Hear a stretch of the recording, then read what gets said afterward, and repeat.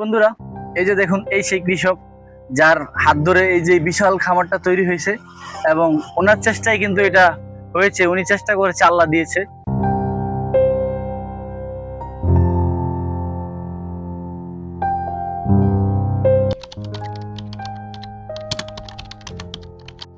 সালামু আলাইকুম বন্ধুরা, ইতিপূর্বে আপনারা হাইলাইটসে দেখতে পাচ্ছেন একটা লাউ খামার। তো আজকে আমার মূল টপিক হচ্ছে একজন কৃষকের নিজ হাতে গড়ে তোলা একটা লাউ খামার আপনাদেরকে দেখানোর চেষ্টা করবে ইনশাল্লাহ। তো আশা করি আপনারা ধৈর্য সহকারে ভিডিওটা দেখবেন এবং এখান থেকে আপনারাও অনেক কিছু শিখতে পারবেন কিভাবে নিজের জীবনকে আসলে একটা সঠিক রূপে দেওয়া যায়। চলুন কথা না বাড়িয়ে ভিডিওটা শুরু করা যাক। সালামু আলাইকুম, আমি মোহাম্মদ আজাদ দোহার টিকিরপুর থেকে আজ আপনাদেরকে নিয়ে এসেছি একটি লাউ খামারে। এখানে একজন কৃষক আছে, তার সৎ ইচ্ছা দিয়ে সে একটি খামার গড়ে তুলছে। এই যে দেখুন, এই পাশটা পুরো একটা রাস্তা ফাঁকা। এখানে দেখুন, বিলটা দেখুন, কোনো বাড়িঘরের পাশে নেই, কিন্তু একটা সৎ ইচ্ছা থাকলেই যে একটা লাউ খামার করা যায়, একটা খামার গড়ে তোলা যায়, সেটাই আজকে আপনাদেরকে দেখাবো। চলুন আমার সাথে।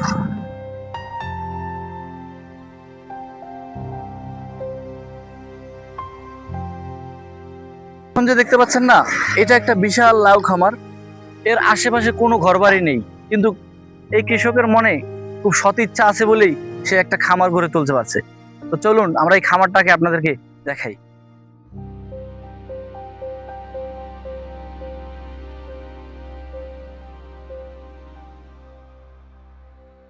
এই যে বন্ধুরা, একজন সৎ কৃষকের সৎ চেষ্টায় এই যে দেখুন কি সুন্দর লাউ তারা এখানে তাদের নিজস্ব চেষ্টায়, যেটা এই দেখুন, এখানে কোনো ঘর বাড়ি নেই, শুধু একটা লাউ খামার রয়েছে।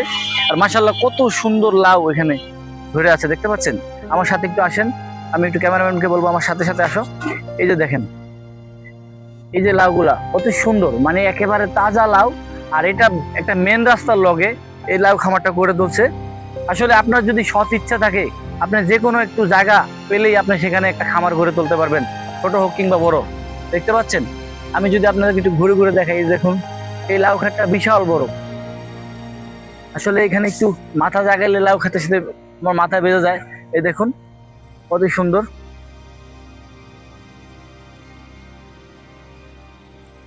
একেবারে মেন রাস্তা থেকে শুরু করে এই শেষ পর্যন্ত দেখুন কত সুন্দর, মাশাআল্লাহ তার খেতে লাউ হয়েছে।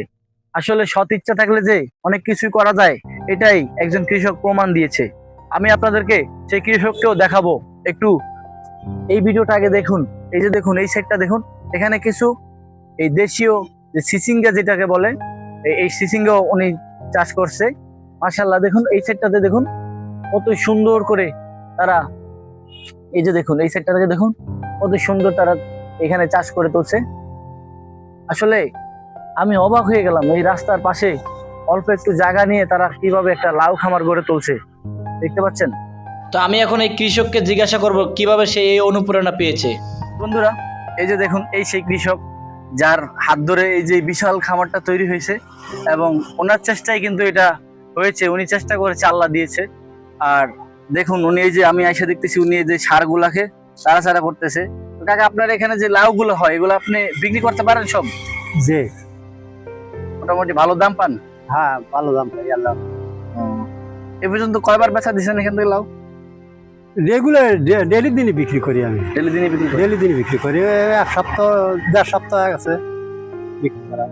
মানে আপনার কেমনে বুঝলেন যে এখানে কোনো আর কেউ চাষ করে না, আপনি একাই? মানে আপনি এই সাহসটা কিভাবে পাইলেন এই ফাঁকা জায়গায়, রানিং রাস্তা, এবং আপনার মানে অনুপ্রেরণাটা দিল কেনা নিজ থেকে? আমি বেকারই ছিলাম আর কি। তো এই জমিওয়ালা বললো যে আমার জায়গাটা পতিত করে রয়েছে, তুমি কিছু বলো। এই জন্য আমি ওই যে, মানে জমিটাও আপনার না? না, জমি আমার না। আমার বাড়ি চিন্তা করেন দর্শক মন্ডলী, এই জমিটাও কিন্তু ওনার না, মানে একজনের জমি। উনি ওনাকে বলছে যে কিছু একটা করতে, তো উনি কিছু একটা কি করেছে সেটা তো আপনাদেরকে দেখালাম, যে উনি কিছু একটা যে কি করেছে এটা আসলে দেখার মতো। তো আপনি যেটা করেছেন এটা আসলে মানে কি বলবো, একজন ভালো কৃষকের কাজও এরকম হয় না, যেটা আপনি করে দেখাইছেন অন্যের জমিতে। যেটা আসলে আপনার কাছে কেমন লাগে যে আপনি এত সুন্দর লাউ আমরা আমার দেখলাম? খুব সুন্দর লাগে, খুব ভালো লাগে। খুব ভালো লাগে। আপনার এমনি নিজস্ব কোনো জমি টমি নাই? আছে, দেশে বাড়ি আছে। আমার দাঁড়িয়ে বাড়ি সিরাজগঞ্জ। সিরাজগঞ্জ। আপনি এখানে থাকেন ফ্যামিলি নিয়ে? থাকি। আরো অবাক করার কথা, উনি এখানে মানে এখানকার স্থানীয় না, জাস্ট সিরাজগঞ্জ ওনার বাড়ি, উনি এখানে হয়তো ফ্যামিলি নিয়ে থাকে, আর এই জায়গাটা উনি কেউ একজন ওনাকে দিয়েছে, আর সেটাকে উনি কাজে লাগিয়ে কি সুন্দর একটা খামার গড়ে তুলছে। আসলে এটা তো মানে খুবই অবাক করার একটা বিষয়। তো কাকা আপনাকে আমরা কষ্ট দিলাম, বাট আমরা আপনার এই লাউ খামারটা অনেকদিন ধরেই চিন্তা ভাবনা করছিলাম যে এখানে আসবো, দর্শক মন্ডলীতে দেখাবো যে আসলে একজন সৎ কৃষকের যদি ইচ্ছা থাকে সেটা অল্প জায়গার ভিতরও অনেক কিছু করতে পারে। অনেক কিছু করতে পারে।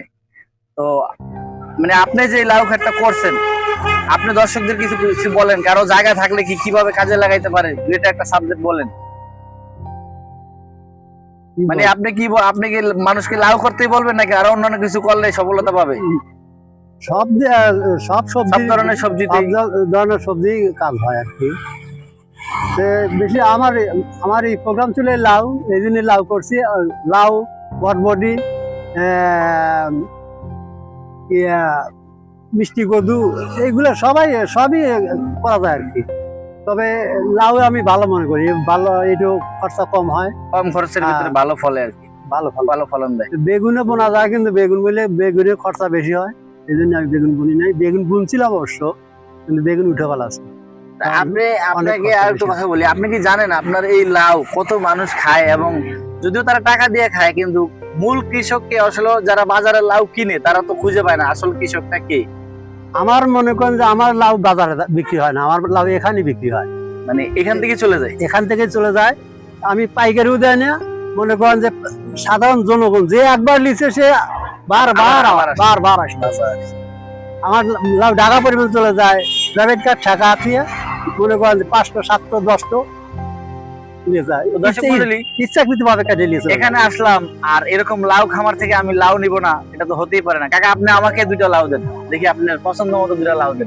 তো আমাদেরকে দেখুন কাকা নিজের হাতে তার খামার থেকে লাউ ছিঁড়ে দিচ্ছে, এটা নিব? হ্যাঁ দেন, বিসমিল্লাহির রহমানির রহিম। তো দর্শক মণ্ডলী, আমি এখান থেকে 2টা লাউ কিনে নিয়েছি। তো এরকম তাজা লাউ খাওয়ার টেস্টে আসলে অন্যরকম। তো আজ এই পর্যন্ত বিদায় নিচ্ছি, আল্লাহ হাফেজ।